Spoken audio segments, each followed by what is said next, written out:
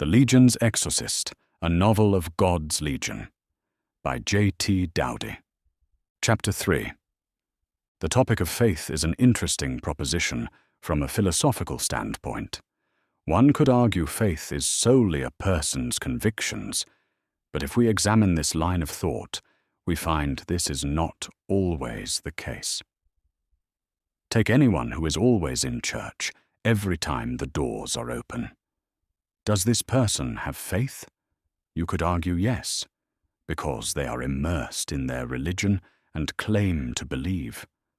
I argue they have none because they are relying on someone else to tell them what to believe, including the why and how.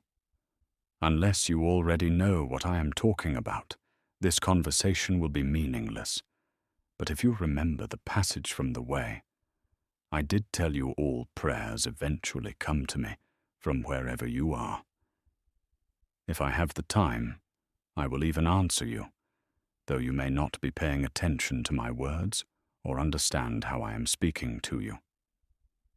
The point I try to make by having you think about my meaning is this. Why are you claiming to have faith by having someone else tell you what to believe and how you should do it? If you must measure your faith to prove to yourself that you have some, then I believe the best way to do so is to find as many people as you can from different cultural backgrounds. Listen to their arguments rationally and without judgment on their alien beliefs. Weigh what they say on the terms of merit and good common sense. Then, see if you still believe the same way about me when you are done. If you do, then congratulations. You might have some faith. If not, what made you think I care how you believe in me when I gave you free will to have the choice to choose for yourselves? Food for thought. Why would I give you free will, then demand your absolute obedience in all things down to never allowing you to hear other opinions? Does that sound like something a sane individual would do after giving you such a precious thing as free will?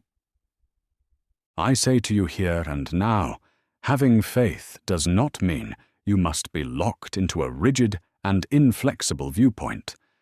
Such actions only serve the continuity of your culture, and that is a necessity for any society to survive. Faith just means belief. I will not strike you down as you work through the problem of finding what you want to believe to be the right answer, as I too love to argue. I see some of you are smirking, and others yet are ready to scream at me. Go get some coffee, as I have the acolytes move the chairs around for the end of the service. If you have other duties to attend to, then go with my love and blessing. I have a feeling many of us will be here for the rest of the evening, and on into the night, since I don't get to come here as often as I would like to. Part of a rambling sermon from the Legion Master, while Creator Lilith was on vacation. The majority of the Emerald Forest of St. Matthew, the Blind's landmass, was dominated by towering trees which stood several hundred feet tall. Dotted around the main continent were prefabricated cities which had been hacked out of the dense growth. It rained constantly on this portion of the planet, which allowed Lilith and her people to infiltrate the city of Durham as just another group of off-world merchants trying to get out from under the rain. Norman Kant took the lead, though his memory was spotty at best, and he swore the entire layout of the city had changed since his last visit, which was impossible. Being looked at as off-worlders gave their party an advantage when asking for directions to the building known as Salvation. The party was met with sly winks, as people were all too happy to tell them. Amber streetlights blazed in the grey, hazy gloom as Norman turned off one of the main thoroughfares and down a side street. Baphomet could not help himself any longer, and asked the question all of the angels had on their minds. His inflection was surly because of the rain. Tell me, priest, why are brothels not outlawed on your stuffy, uptight worlds? I would have thought the sin of such places would put your souls in danger. They are frowned upon, but deemed a mental health necessity, since so many of the faithful do not have jobs and have nothing to do. Norman answered, but anything can be overlooked provided the right tithes at the local church. Besides, clergy get their girls at half price. He paused, then added for clarification, it is a long-established custom. Do we get a discount? Sejet asked, as the group stared at her. Her glare as they all looked at her dared them to say anything further. Baphomet pressed the issue. Clergy get their girls for half price, even though it is sinful. How the hell does that make any sense? Are you not supposed to be the leaders of your flocks? Sleeping with a woman or a man who is not your partner is not the whole sin. What makes it unforgivable is not confessing that you had carnal thoughts and took action for those thoughts. Hence why the brothels have someone who is an ordained priest at the front door in a repentance booth to hear your confession on the way out. That person is almost always a priest on paper only, but it helps clear the conscience of those who frequent such places and satisfies the legal requirements for workplace confessionals. Mary is mad because I never told her. I confessed my other sins to her, but never that one. She is like a daughter to me, and that conversation would have been just too creepy. Hold the phone, the angelic legate replied, laughing. We now have an inquisitor of your people's, backwards religion, coming after us. Because what? She is offended over protocol. That you boinked another woman when your own religion tells you to go forth and be fruitful? The angel doubled over in helpless laughter at the ridiculous circumstance they were all in. In Mary McFannon's case, there was literally nothing more sinful I could have done. She grew up a torture sex doll in one of Creator Shaitan's death cults, which crop up from time to time in the Host. She was used and abused physically and mentally almost daily for decades, and forced to bear many children who were in turn used and abused as she watched helplessly. The topic of unmarried sex sends her into a rage because all she knows of it is pain, agony, and soul-crushing despair. Oh, Baphomet said, his laughter ceasing immediately. I guess you were the one who rescued her from that nightmare? Norman nodded his head under the plastic hood of his rain poncho and turned back to the driving rain to make out the faint, blurred color and motion of an explicit dancing hologram of an impossibly proportioned woman. The front of the building was dark, and there was a crooked sign with hand-painted faded letters which read, Closed. Of course it's closed, Baphomet cursed, because who could keep a whore house open during the night? Damn it all, priest, can your retarded people do nothing right? The exorcist pulled his waterproof cloak about him, tighter, and hung his head. I forgot, since I spend all of my time on heaven, and they operate by different rules. Host law requires all businesses, besides those deemed essential, meaning public services, to remain closed during a planet's official night cycle. We are to use the time before sleep to spend it with friends and family, bonding as a community over devotionals. Insanity, Sejet murmured. Yeah, I'm with her on this one, kid. Frigg agreed. I would rather fight Pravox for the rest of my life than live in your ridiculous land. Don't they breathe fire? Lilith asked, knowing they were part of a fantasy Aesir saga and not real. Oh yeah, they do. Big ol' armored lizards with little stubby wings and fangs as long as your arm.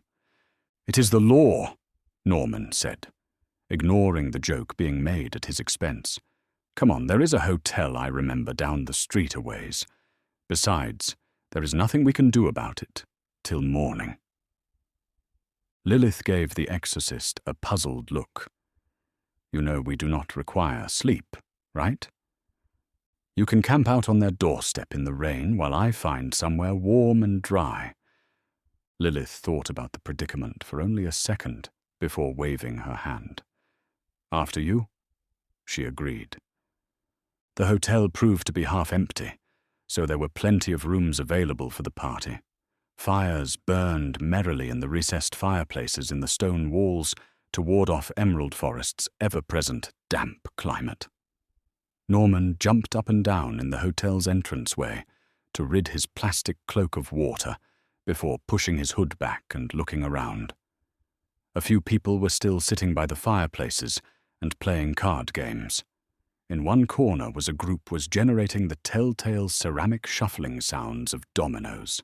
The ceiling was lower than universal standard and highlighted his party's clear, non-mortal members for all to see.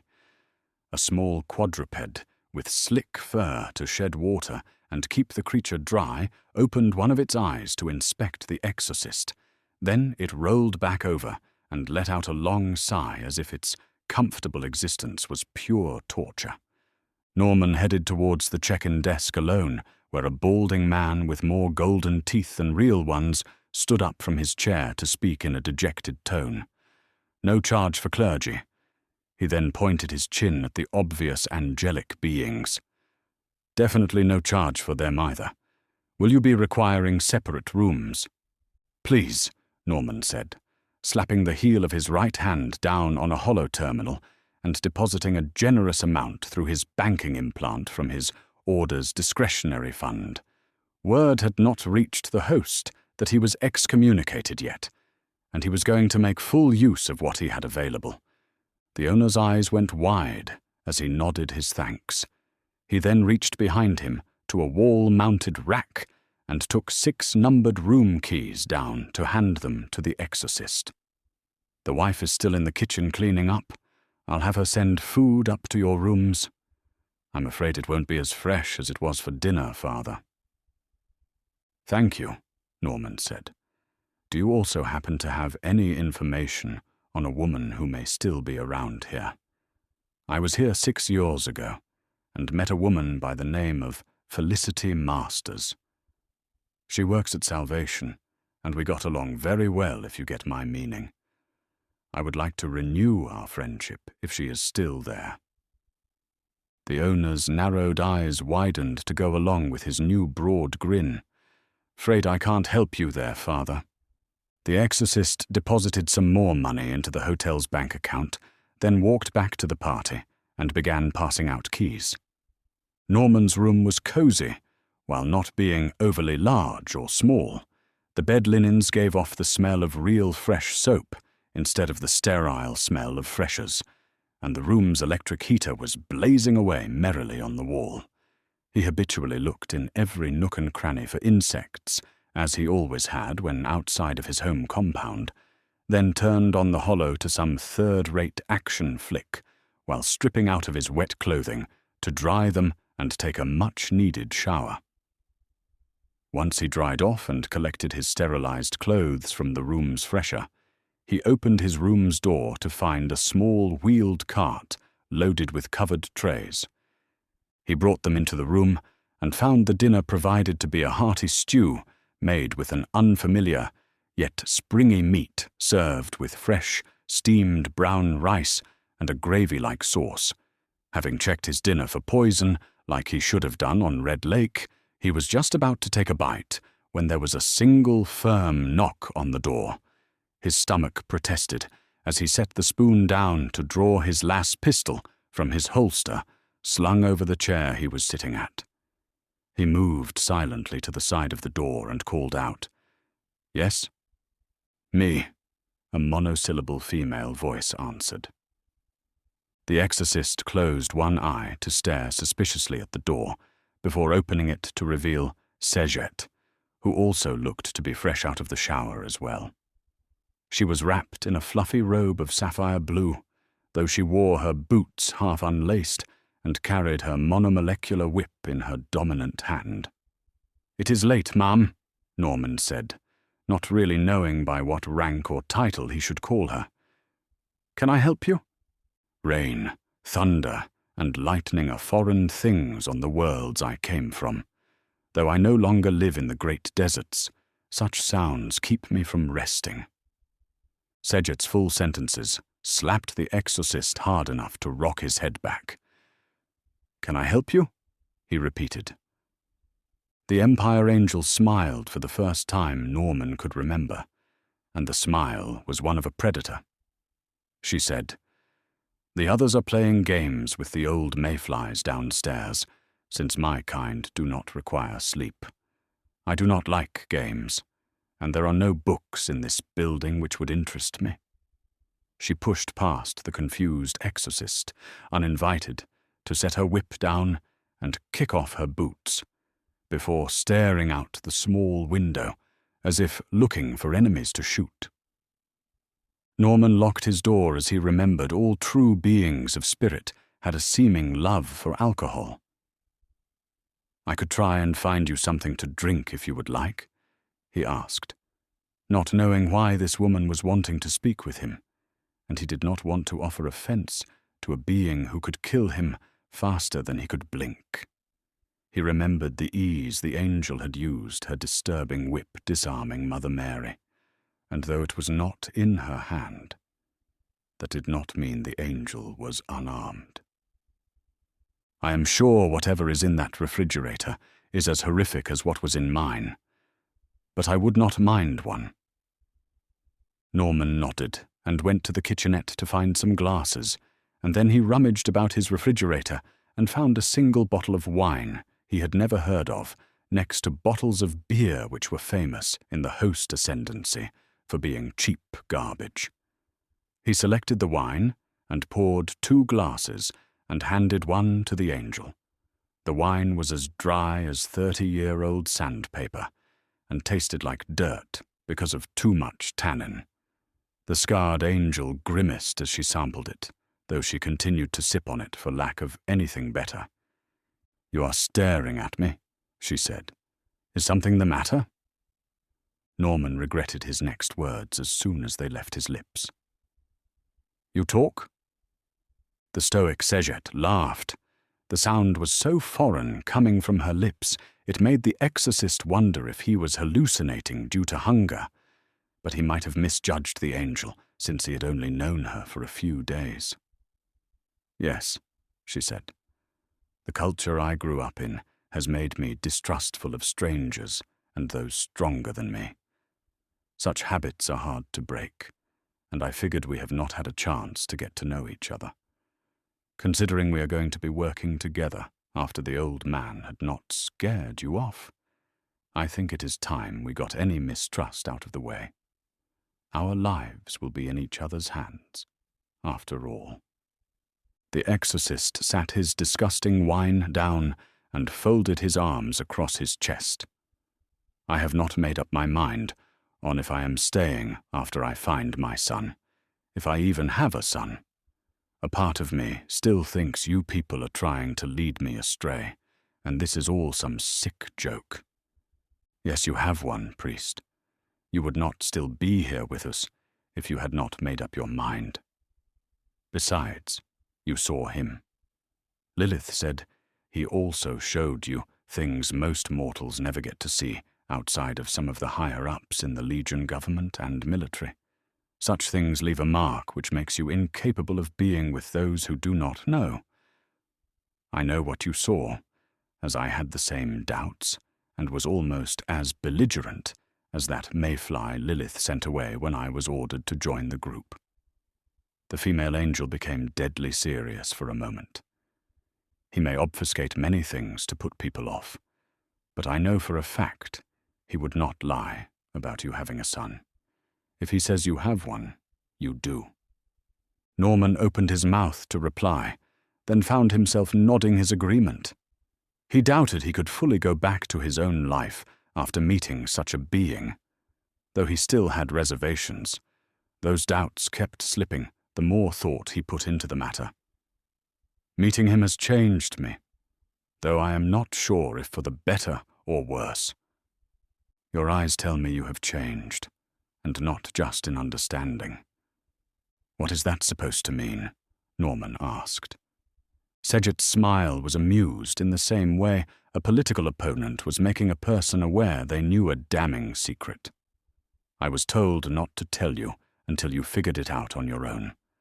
I do not know why, but Lilith said it softens the blow. The exorcist did not move as he stared at the angel in front of him. She slowly turned her head to the side, as if hearing a strange sound, then sighed and said, "You really know nothing of my kind, do you, priest?" "No," he answered truthfully. Something in his mind was urging he should leave and seek the company and safety of the others. But the strange Empire angel made no move towards him. It's always the same questions with you mortals. What are you doing, and why are you doing it that way? While we may look like you, priest, we are most definitely not. A true being of spirit exists as nothing but emotions and memories. She held out one of her burn-scarred hands to examine it while making her point. I need this vessel to interact with the material universe so I can have something to do to stave off the madness of my existence. And since I exist primarily as emotions, they must be channeled lest they control me and turn me into a raving monster incapable of thought. The Master showed you this when you glimpsed a portion of his tormented existence. I do not have it anywhere as bad as he does, as I do not have the capacity to think as he does. But the inability to turn my mind off as you can by sleeping is a torment you can never understand. Sejet untied the flimsy string holding her robe closed, and Norman saw the melted wax appearance of the rest of her skin. He shuddered to think of what could have done that to a Creator's angel. The angel's eyes were burning as she stared at the uncomfortable-looking priest in front of her. "Choose," she said. "I have no books to entertain me, and I do not play cards with the likes of Frigg." She looked to the terrible action flick on the 2D holo projector. "Do you really want to spend your time watching the trash on offer, while your mind runs the whole night, making you incapable of sleep? You, more than I, need something to take your mind off of your current predicament. We can both be of use to each other this night." Norman stumbled down the stairs with his hips on fire and his bloodshot eyes bleary. He handed his room key to the smiling owner who asked, "Sleep well, sir?" He leaned closer to whisper in awe that any angel would choose to be with a mortal. "Had you told me you were an item, I could have hooked you up with the best room in the house." Were Norman more awake, his face would have been burning at the thought of what had transpired. The hotel owners passed the priest a sealed packet of black and yellow wake-up tablets. Norman mumbled his thanks and took the blister pack from the counter. He palmed all 3 tabs and dry swallowed them to feel the all-too-familiar tingle as half of the tablets dissolved with his saliva. Half of the tablet would dissolve for immediate relief, while the other portion would release slowly for sustained energy. In the time it took him to walk to where the awaiting beings of spirit were, Norman felt less like a losing prize fighter and something more resembling the living. Sejet nodded to him as Lilith asked, "Sleep well, Norman?" The exorcist rubbed his throbbing right hip and growled, "I really wish people would stop asking me that this morning." Baphomet cackled as he said, "We asked our mute friend here, but she claims to know nothing about how and why so many strange noises came from upstairs last night." The Creator pointed to his right ear, the meaning obvious since everyone knew true beings of spirit had greater than mortal hearing. A wash of heat crept up Norman's neck as he pulled on his plastic poncho and stormed out of the hotel into the drizzle as his face turned a shade of crimson. Without a word, he began walking towards the brothel a block away. As it was early morning, host citizens crowded under the multicolored awnings of small cafes, which littered all host cities drinking coffee and eating their breakfast. As the people generally did not have hobbies outside of their assigned shifts at their assigned jobs, The social gatherings were also considered a mental health necessity. As it always was, Norman began to mentally berate himself because of his actions and his sins. He was not married, and so his interaction the night before with a woman should not have bothered him. But it did. He felt guilty of taking part in something seemingly freely offered. With a snarl, the exorcist kicked a piece of trash down the street, wishing he was back in the grand cathedral where he could fade away as just another useless and faceless government functionary. Lilith saw the mortal's anger and guessed as to why. She gestured to the others to hang back and quickly caught up to him with her longer legs. "Care to talk about it?" she asked. "No," came the curt reply. "I am what you would call a mother superior, Norman. Listening to problems is part of my job. In fact, I consider it the most important facet of my being." Norman stopped in the street to stare at the much larger woman. He saw the concern in her eyes and felt the overpowering need to confess his conscience. "Forgive me, for I have sinned. I have no idea why I did what I did. It all happened so fast. I'm not even allowed to touch you people. What have I done?" The ancient being snorted and said in a most unpriestly manner, "It's not the first time, so why should it bother you?" She conveniently glossed over the death penalty crime, according to host law, for one such as him to touch an angel. Sajet is not married, nor is she currently with someone else. According to your own laws, you did nothing wrong. The exorcist looked at his shaking hands and closed them into fists. "I'm not allowed to interact with your kind," he protested. The Creator looked to the mortal and guessed the true issue which was raging in his mind. "Oh, I think I see now. She told you she existed as nothing but emotions. This is true if you remember what my father showed you about his nature. She is still young by my skewed sense of time, as I am the first made by God, and I truly cannot tell you how long ago that was." Norman choked on his own spit, while Lilith ignored him and continued. "She has had a very rough life, in case you could not see the marks on her flesh. Other creators and angelic beings scare her because of what was done to her in the past. I think she felt safe coming to you, because you cannot really hurt her." Norman stared at the Creator confused. "Look, Norman, a true being of spirit has no need for sleep as a mortal does. Because of this, our minds are always active, always thinking. We must immerse ourselves in action, preferably strong emotions, to grant ourselves the ability to focus on one thing at a time. Something horrific beyond your imagination happened to Sajet a long time ago, and it left mental scars worse than what's on her body." The hotel did not have books for Sajet to immerse herself in, so you do the math on what she chose to do to keep from going mad. It is not my place to say more. But the world which led her down the path of the marks on her body was a lot like this one. Rain, thunder, and lightning scares her as bad as it does an animal who is forced to endure the outside of dwellings without people to comfort them. "But we do not even know each other." The Creator laughed a sound so genuine it was like a little ray of sunshine on the gloomy, oppressive morning. "Priest, she learned more about you during the night than you could possibly imagine. You were gentle, except when she wanted you to not be. You did not force yourself on her and try to dominate her. You let her take the lead when she wished, and did as she wanted, when she wanted. True, she may not know information about you, such as where were you born and what your favorite color is, but she learned more about your personality when you were both vulnerable than could have been shown in a simple conversation. She would not have stayed if she had not liked what she saw.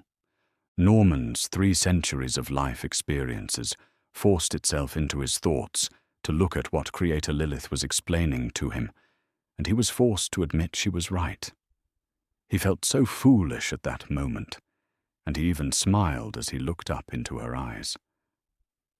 I normally just listen and tell you to go do something to repent. You just deflated and explained months' worth of mental anguish in a few sentences. Lilith placed a gentle hand on his shoulder and squeezed it in a firm grip. Child, I was the first being ever made by my Father in the entirety of creation, and routinely do the same for him, as I've just done for you now. I have lived and worked alongside people from so many cultures it would make your head spin, and you know what? Most of the good people out there think and act in the same way you do. None of us are perfect, because perfection was never built into creation for the reasons you were shown. She winked at him before setting off down the street and calling over her shoulder. Besides, do you think any of us here have not been forced to do similar things when we could not come out of the spiral of depression and self-loathing? We are legionnaires, Norman. We are all forced to do terrible things to keep creation spinning. Here soon, I hope, you will realize something very important which will help you put things in perspective. Norman really wanted to ask the Creator what she meant about the last part, but something in his mind said he really didn't want to know the answer to that question at this moment, as he was already processing things no mortal was meant to. He shook his head and was forced to admit if he had stayed in the room alone all night, he would have dwelled on what had happened to him and spiraled into depression and endless guilt. The angel had done the same for him as he had for her. Baphomet spoke to smooth over the awkward silence which had formed. Now that we are all energized and motivated for work, tell us what we are looking at, priest. Norman was about to speak when the planet-wide tannoy system chimed, and a male voice began to chant, "Good people, as we prepare to go about our work this day, let us all stop and give a brief prayer of thanksgiving to our most benevolent Lord for allowing us to wake up and serve his will." All of the host citizens stopped what they were doing to kneel on the ground and bow their heads in benediction. Norman started to follow suit, but the angel Frigg grabbed the back of his rain poncho to keep him upright, as none of the party were going to kneel for whoever was speaking. "You get an exemption, kid," Frigg rumbled. "You're excommunicated, remember." The chant continued. "Most merciful Father, we of the faithful beseech you to grant us the strength to go about our daily toil in service to your will. Grant us the wisdom to use our tools and skills to best serve the needs of our mighty nation as we fight the worthy fight against temptations and the evil all around us." "By evil he means us," Baphomet interjected with a rude hand gesture towards the nearest pole, which had an omnidirectional speaker. "Our world may be poor, but it is through our continued faith and hard work that we may someday build paradise to be a bastion of shining light and progress. Lord, hear our humble prayer." The speakers chimed again, signifying the evangelist was finished, as a chorus rose up from the citizens with the ubiquitous response of Amen. People rose to officially start their day's work. Lilith looked a bit taken aback as she said, "Well, that was rather short and reserved of our Mr. Speaker. Usually the evangelists won't shut up." "It's still a backwater colony," Eloleth said. "Give it a few thousand years and a larger populace, and the more fanatical evangelists will show up. A visiting angel or two will grind the world to a halt." "When is the mid-morning broadcast supposed to be?" Frigg asked. Baphomet checked his watch as he recalled the schedule he had seen. It's every 3 hours on this world. Gods, it's amazing they get any work done. You were saying, Norman? The exorcist felt slightly unclean for not having knelt to receive the devotional, as all host citizens are conditioned to do during the awake hours. And he was marveling at how he was able to speak so casually towards beings he would only have been receiving orders and sermons from. When I was here the first time, Felicity Masters was about a foot shorter than me, skinny, blonde hair, and greenish-blue eyes. But that about 7 years ago. I have no idea what she would look like now, or if she is even still alive. An early morning patron with a large gut came waddling up to the doors and went inside. For the brief time the front door was open, the sound of strange music flowed out, along with the acidic smell of narcotics and sweat. "Let's see what's on offer," Baphomet said, pushing past the group to enter the questionable establishment called Salvation. The inside of Salvation was a riot of once expensive furniture in clashing colors. Though early in the morning, the workers already looked tired and strung out. From the stinging in Norman's eyes and lips, he doubted any of the people here slept through the night thanks to stimulants. Most of the girls and men danced on stage to little or no customers, while others waited by the door to prey on the newcomers with vacant expressions. True to host custom, there was a man in a little makeshift booth by the front door wearing a golden collar. He was currently reading the news from a hollow terminal.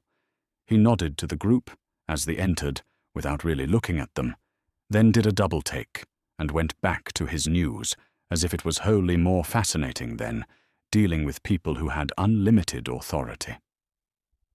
One woman came lethargically up to Baphomet, who stood in the lead. She was barely half his height, and shuffled her feet out of time to the strange music. Sores riddled her skin from drug injection sites, and she casually pulled a battered tube top down to show off flabby breasts hanging over bird-like ribs. "What do you want to do, big guy?" she slurred. The legate artfully kept the look of disgust to himself, though his expression was one of pity. "I have a party I need some girls for," he said. "Get me the madam, please." "Who's that?" Baphomet sighed, then stepped around the woman as she kept staring at the spot he was in before, and shuffling her feet out of rhythm with the music. He looked to Norman and asked, "Please tell me this place was clean when you visited here last." "It was," the exorcist replied with a pained cough from the smoky narcotics. "It used to be considered fairly uptown, minus the obvious drugs and terrible music." The legate spotted the madam standing behind a small table and headed in her direction. She was an overripe woman, wearing a too-tight red dress while wearing perfectly done makeup. She had to have nanite scrubbers flowing through her veins to look as alert as she did, and those were illegal as hell in host space for ordinary citizens. "What can I do for you fellas?" she said, eyeing Baphomet and Frigg like sides of meat. "We're looking for Felicity Masters," the legate half yelled over the music. "She used to work here," Frigg added. "Well, she don't work here no more," the madam replied. "What about my other girls? Or maybe I can entertain you two big boys at the same time." Baphomet raised one eyebrow, perhaps in contemplation, before saying, "Yeah, maybe later. Do you know where she went?" "She don't work here no more." The legate drew his short cutlass to rest its point under the woman's chin. She never flinched as the angel asked, "Do you remember where she went now?" Sejet stepped forward to place her left hand on Baphomet's sword arm. "Synthetic," she said, flicking her right wrist holding the monomolecular whip. A thin vermilion line appeared from crotch to head on the madam, and fluids and sparks shot from it. As the two halves of the synthetic avatar fell to the floor, the music shut off, along with the other working people of the brothel. Confused curses from what few patrons were inside began to echo across the now quiet building as all of the workers fell limp and lifeless. "Figured as much," Baphomet agreed, poking one of the fleshy halves with the tip of his sword. Her inflections and breathing patterns were wrong. But why not build beautiful people for a brothel? "Deception," Sejet answered, as she moved off deeper into the building. The others quickly stripped out of their cumbersome rain gear to draw their personal weapons and follow after the Empire Angel. Norman caught up to the woman and asked, "How did you know? She looked and sounded perfectly normal to me." "Experience. It is common in the Empire for the smarter slaves to machine duplicates for their attempt at flight." "You can actually have a conversation?" Frigg interrupted, looking at the back of Sejet's head with a raised eyebrow. The female angel ignored him while continuing to talk to Norman. "Sometimes they are so real as to be almost indistinguishable, though most are easy to spot. Vat-grown clones are common, but they generally have what you would call birth defects, such as twisted limbs, missing organs, or sometimes they lack reproductive parts. Machines are always easier to find, as they are incapable of showing certain emotions due to a lack of a soul." "Like what?" Norman asked. "Sincerity," the angel replied, as she spun around to shove Norman back out of harm's way, as the wall to the pair's right exploded inwards to a blizzard of wood and metal fragments. A pair of individuals wearing cumbersome hydraulic and servo motor-powered excavation exoskeletons with bolted-on armor plates came lumbering into the red-carpeted hallway from the holes in the wall.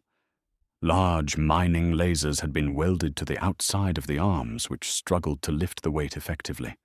Power cables ran to a large backpack generator. Though crude, the improvised weapons and armor was still deadly. That was, until Sejet's masterful skill with her favorite weapon came into play. With a flick of her wrist, the weighted end of the whip sailed past the two armored figures in an arc which drug the almost 5-molecule thin, high-tensile wire across and through the two like a laser beam through butter. Both attackers fell over dead in a rapidly growing puddle of blood and machine oil. Sejet retracted the weighted end of her whip and sniffed as if not amused. More armored figures burst through the walls, only to be met by the titanic war cry of the angel Frigg, who leapt into battle with some obscure saying in a tongue Norman did not understand. The armored men stood no chance against the Sire Angel, as he used his greater-than-mortal strength with animal ferocity to rip off limbs and crush armor plate, and the organic people within with his fists. His bloodlust was up, and he drew both of the massive handguns from their holsters to scan the hallway, because he could hear more people coming. Each of the pistols were heavy-caliber railguns, capable of hurling 1-inch diameter projectiles at armor-piercing speeds. They were an angel's weapons, as any mortal who attempted to use them would break their arms from insane recoil. As the angels and Creator Lilith dished out a helping of industrial-scale death and destruction at the demonic cultist lying in wait, Norman just plodded along behind them, with his las pistol held in both hands by his sternum, pointed at the ground. His sword was still in its scabbard, as he was hopelessly inept with either sword or gun in his left hand, despite a couple centuries of practice. He took shots of opportunity when they presented themselves, but chose to let the more physically adept immortals do the heavy lifting. He was searching with his finely tuned senses for traces of demonic corruption, even though he suspected the angels and Creator could feel such things far better than he could. His mind raced as he still marveled at the wild circumstances he was finding himself in. He called out the directions the group needed to go as he homed in on what his mind told him was an empty, cold-feeling spot, which felt simply wrong. Norman knew the feeling intimately, as it was simply what it was. The taint of evil. At last they came to a single door, which Frigg ripped from its hinges as if it was made out of tissue paper. A lone figure of an old man sat bent behind a desk as if the weight of his sins had crushed him down to almost nothing. He looked twisted and warped, as such individuals who cavorted with evil beyond just dabbling always did. A single standard model, Host Pistol, sat untouched on the desk in front of him. The old man's lungs wheezed and burbled as if filled with pus. "Who are you?" Lilith asked. The ancient bones wrapped in skin spoke in a wet, burbling sound, as if he did not have much strength left. "Give us Janus Kant. Our master requires his memories." "It's not a demon," Norman said, walking around it to get a better sense of what he was looking at. "He is a mortal that has been touched by great evil." "Obviously," Baphomet replied, sheathing his cutlass after flicking the blade hard enough to rid it of blood and gore like a holodrama hero. "What you see there is what happens after Creator Anubis is finished with his current corpse snack." The confused looks from all but Lilith and Sejet forced the legate to expound. Anubis is addicted to the cycle of death and rebirth. Unfortunately, being a creator means any vessel he would make would naturally be eternal.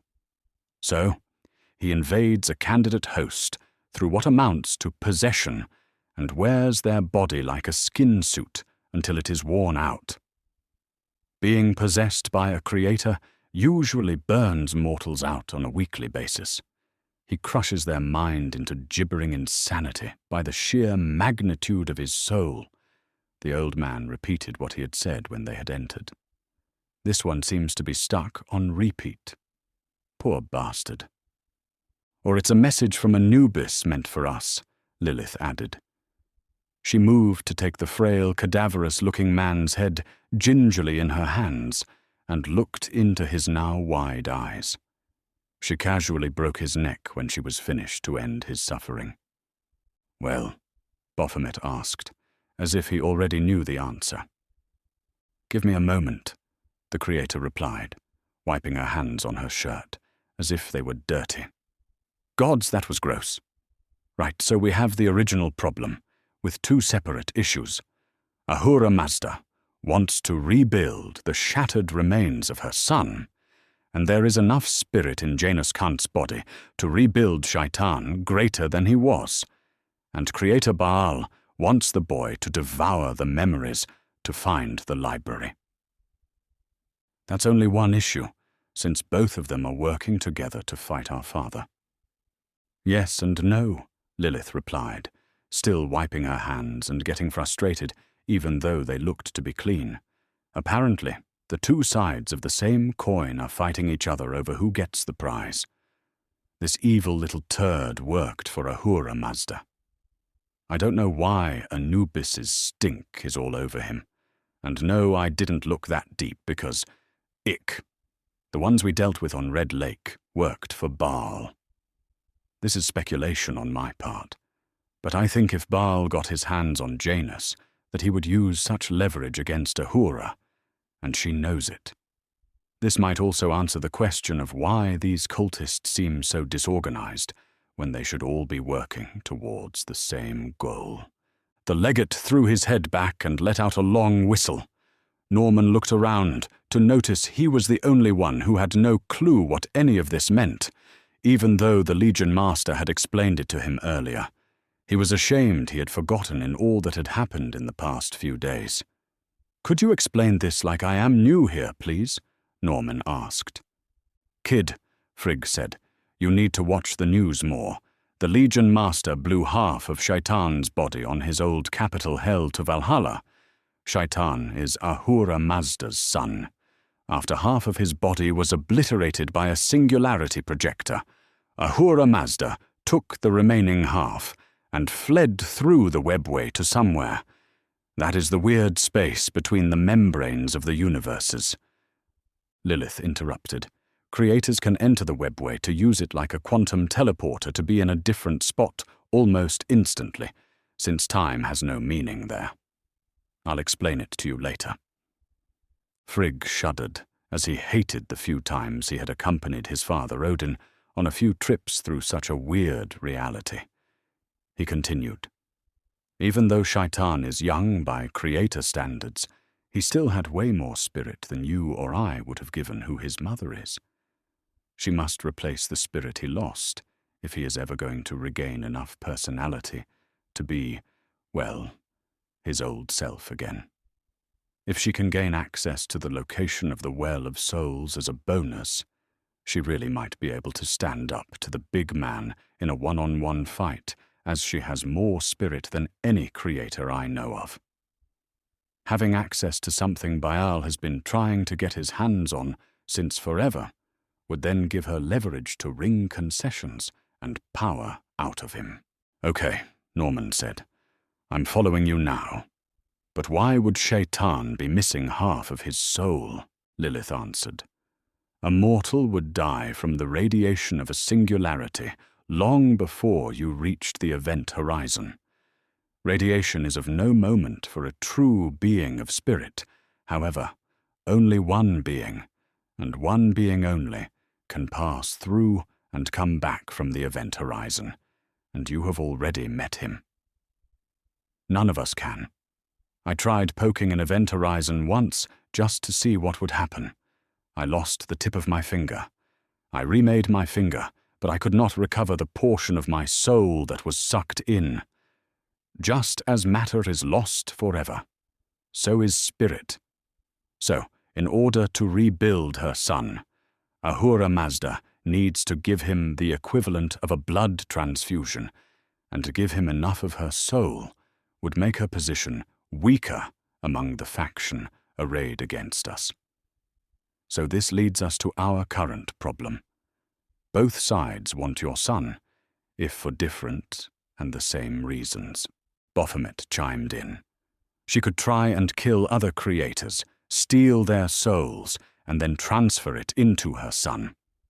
But let's just say that no creator goes down easy and leave it at that." Norman was nodding his head as he was understanding what was being told to him. There was one thing bothering him, and he asked, "I was told and shown who Creator Baal is and what he does. Yet you all seem more worried about someone I have barely heard of. Should we not be more concerned with the stronger of the two?